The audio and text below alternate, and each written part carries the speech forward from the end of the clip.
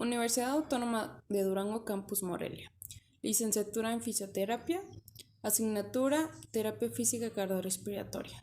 Catedrático Dr. Javier Eduardo Rojas Figueroa. Alumna Montserrat Bastida Hernández. Título Síndromes coronarios agudos. ¿Qué es la disección espontánea de la arteria coronaria? Es un desgarro de la íntima con menos frecuencia conocida como hemorragia de vasa varum, que conduce a la creación de luz falsa en la pared arterial en ausencia de una causa mecánica clara.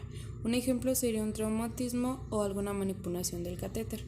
La comprensión de la luz del vaso puede provocar isquemia en territorio miocardio subtenido. El examen físico de los síndromes coronarios agudos se basa en los hallazgos del examen físico y se dice que no son específicos para el diagnóstico de síndromes coronarios, ya que la evaluación del paciente es fundamental para la evaluación del riesgo, el colapso hemodinámico y la identificación de complicaciones del infarto del miocardio. La evaluación y manejo de sospecha de síndromes coronarios agudos sin elevación del ST habla de que se da debido a la sensibilidad del tiempo y que su patología es subyacente, ya que amenaza la vida y que sus hallazgos muestran inversiones de la onda T o depresiones de segmento ST, y que suelen estar ausentes y muchas veces no son necesarias para su diagnóstico. Aumento de angiografía coronaria en síndromes coronarios agudos sin elevación del ST. Este tratamiento tiene la administración de una dosis capilar de aspirina y una anticoagulación sistémica. El riesgo principal, determinante del momento, con pacientes de inestabilidad hemodinámica, malestar torácico refractario, que justifican una angiografía de emergencia. Y se le recomienda a estos pacientes el pretratamiento con inhibidores antes del cateterismo como una estrategia de rutina en los pacientes.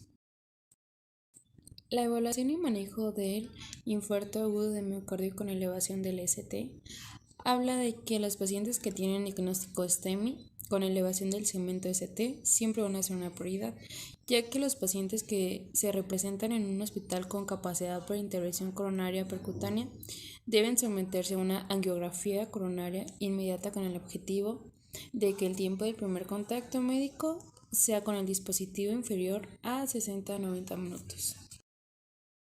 Lesiones no culpables. Aproximadamente la mitad de los pacientes que tienen STEMI tienen una enfermedad coronaria dura de la arteria que está relacionada con el infarto y con la presencia de lesiones arteriales no relacionadas con el infarto que limitan el flujo sanguíneo.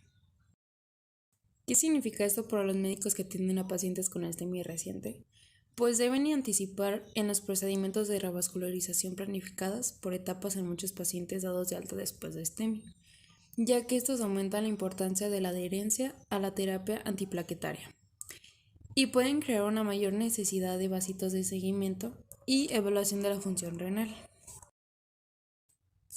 Se descarta que los hallazgos del ensayo completo no necesariamente pueden extenderse a pacientes con infarto agudo de miocardio complicados por shock, ya que los pacientes con infarto agudo de miocardio con shock y las lesiones coronarias significativas no causantes fueron aleatorizados a intervenciones coronarias percutáneas multivasos en el momento del procedimiento índice o solo a intervenciones coronarias percutarias de la lesión culpable. La terapia antiplaquetaria es un componente del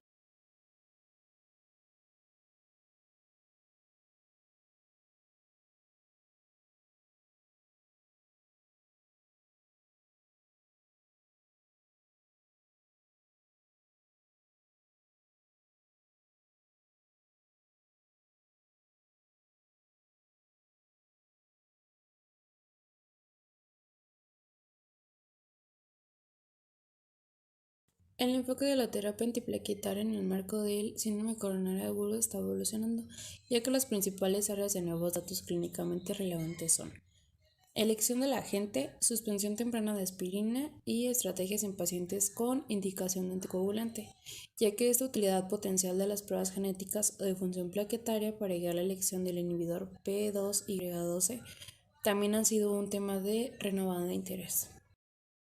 La suspensión temprana de aspirina habla del abandono temprano de la aspirina después de la PCI. El ensayo Twilling 53 asignó al azar a 7.119 pacientes. Se habla de que un 65% de los cuales tenían síndrome coronario agudo sin elevación del ST. y que se sometieron a una ICP seguida por 3 meses de un tratamiento con aspirina y ticagrelor, ya que los pacientes asignados a la monoterapia con ticagrelor tuvieron tasas más bajas al cabo del año del punto final de la hemorragia. Riesgo de sangrado. La ESC recomienda considerar el uso de la escala PRESIDAP con una puntuación de 25 más, que considera que indica alto riesgo de sangrado, o los criterios Archbold. Hasta la fecha no hay datos autorizados de alta calidad que respalden el uso de ninguna escala de sangrado de la terminación de la estrategia antitrombótica. Prevención secundaria. La prevención secundaria en pacientes que han tenido síndromes coronarios agudos es crucial e incluye intervenciones no farmacológicas como lo es la dieta y el ejercicio, el tabaquismo y la rehabilitación cardíaca. La terapia anticoagulante concomitante. Aproximadamente del 8 al 10% de los pacientes que se someten a PCI tienen fibrilación auricular o alguna otra indicación para anticoagulante oral, ya que esta habla del uso de la terapia antitrombótica triple en forma DAP más un anticoagulante oral, ha generado preocupación por el riesgo excesivo de sangrado en estos pacientes. Las guías de síndrome coronario agudo sin elevación de ST recomiendan una semana de terapia antitrombótica triple como una estrategia predeterminada seguida de una terapia antitrombótica dual con un ACOD más P2GI12. Terapia hipolipemiante. Habla de la reducción de la concentración de lipoproteínas heterogénicas circulantes y tiene un efecto importante sobre el riesgo de eventos cardiovasculares adversos en numerosos entornos clínicos. Después de los síndromes coronarios agudos, era principalmente para las estatinas y la ezetimibe. Dos anticuerpos evolocumab y alirocumab reducen el EDC en un 50-70%, han demostrado reducciones importantes en los eventos cardiovasculares en pacientes de alto riesgo. Se habla de la habilidad del inicio hospitalario de evolocumab. Se inició un ensayo que se llama EVOPAX 72, que aleatorizó a pacientes con síndromes coronarios agudos y con el LDC elevado tratado a atorvastatina, a evolocumab o placebo, y se encontró rápido los niveles de LDC recomendadas por las guías en evolocumab. Disparidades en el acceso y resultados en la atención médica. Afectan el reconocimiento, el manejo y los resultados del síndrome coronario agudo. Los pacientes negros evaluados por dolor torácico tienen menos probabilidades que otros pacientes de tener un electrocardiograma ordenado en urgencias. Tienen un tiempo de espera de al menos un 30% mayor en urgencias por síntomas sugestivos de síndrome coronario agudo. En un análisis del registro REGAR de 82, se compararon los resultados de 3 años después del infarto agudo de miocardio en pacientes negros versus blancos. Los pacientes de raza negra tenían un riesgo ajustado más de un 40% mayor que los pacientes de raza blanca de muerte cardiovascular. Síndrome coronario agudo en mujeres. Las mujeres con IAMCs tienden a presentarse más tarde después del inicio de los síntomas que los hombres, y entre los pacientes que buscaron atención médica por síntomas antes del inicio del síndrome coronario agudo, es más probable que las mujeres se hayan tranquilizado diciéndoles que los síntomas no eran de naturaleza cardíaca. Se habla de que el dolor torácico parece estar presente aproximadamente un 90% en los pacientes con infarto agudo de miocardio, independientemente del sexo. Las mujeres con síndrome coronario agudo tienen unas probabilidades que los hombres de someterse a una revascularización.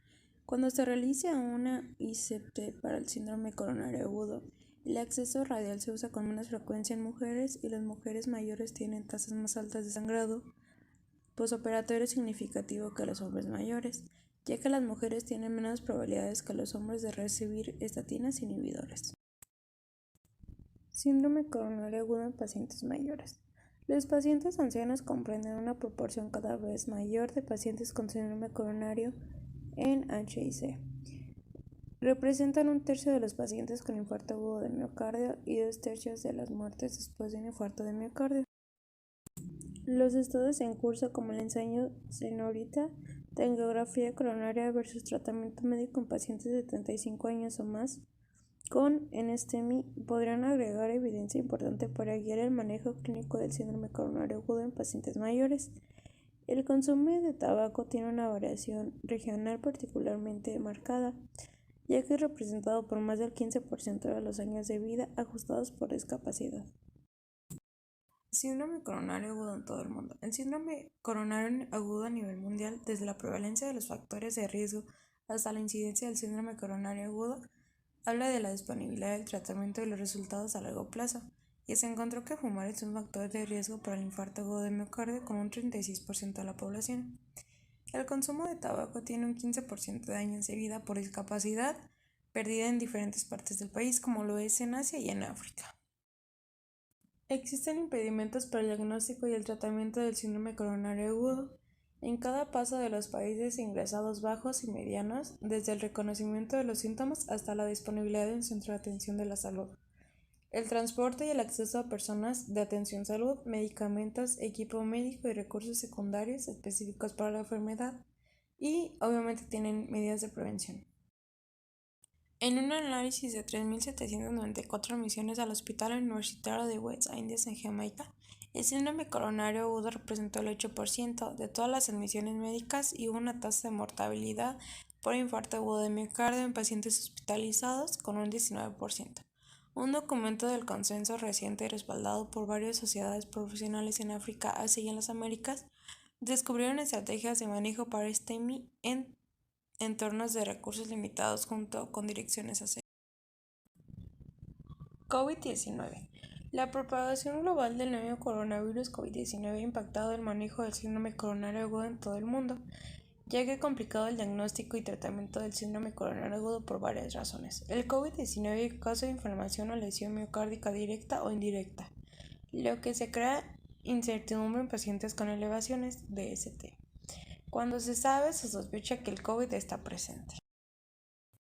El COVID-19 predispone a pacientes a eventos trombóticos arteriales, incluyendo coronarios y venosos, y provoca trastornos en la sociedad y en el sistema de atención de la salud que dificultan circunstancias de una evidencia basada en la evidencia para la prevención y el tratamiento de síndromes coronarios agudos. Como enfoque general, la guía de consenso recomienda que para la mayoría de los pacientes con COVID-19 en quienes se sospecha un STEMI o un STEMI verdadero, particularmente aquellos con shock o arritmia ventricular maligna, se debe realizar una angiografía coronaria percusión inmediata cuando esté disponible. Y bueno, muchas gracias por su atención. Finalizo mi presentación.